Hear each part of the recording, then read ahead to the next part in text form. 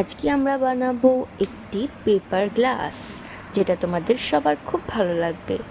প্রথমেই আমরা নিয়ে নিয়েছি একটা স্কাই কালারের পেপার আর দুটো কর্নারকে এইভাবে জুড়ে দেব আর এইভাবে ফোল্ডটা করব।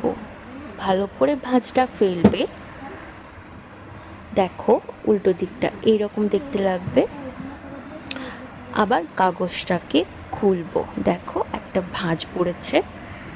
এবার আড়াআড়িভাবে নিচের দিক থেকে এই কর্নারটা ঠিক অপোজিটে নিয়ে যাব আর দুটো কর্নারকে এইভাবে পাশাপাশি রাখবো, যাতে দুটো কর্নার একদম সোজা থাকে।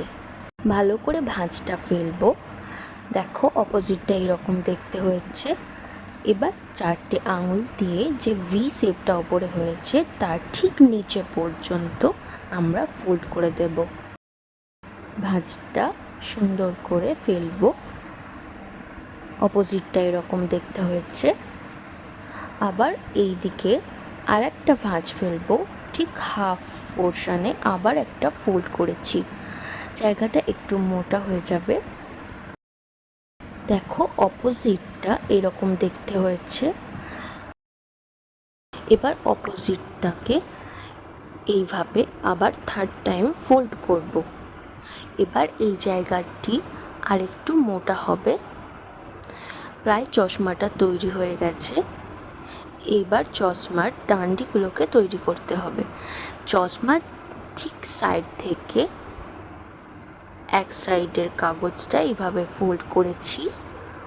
এবার অন্য দিকের কাগজটিকেও একইভাবে ফোল্ড করে নেব। এই হয়ে গেল চশমা। আর একটু কাজ বাকি।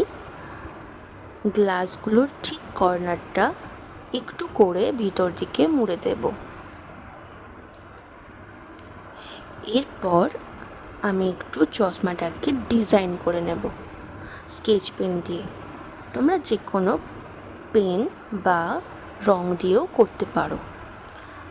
ব্ল্যাক কালারের স্কেচ পেন দিয়ে আমি আগে বর্ডার করে নিয়েছি আর তারপর ব্লু কালারের স্কেচ পেন দিয়ে গ্লাসগুলোতে সেট করে নিয়েছি।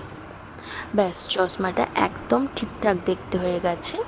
এবার আমরা একটু ট্রাই করে দেখি। তোমরা বাড়িতে অবশ্যই বানিও আর কেমন হয়েছে কমেন্টে অবশ্যই লিখো। আর ভালো লাগলে লাইক দিতে ভুলো না। চ্যানেলটিকে সাবস্ক্রাইব করে নিও। দেখা হচ্ছে পরের ভিডিওতে।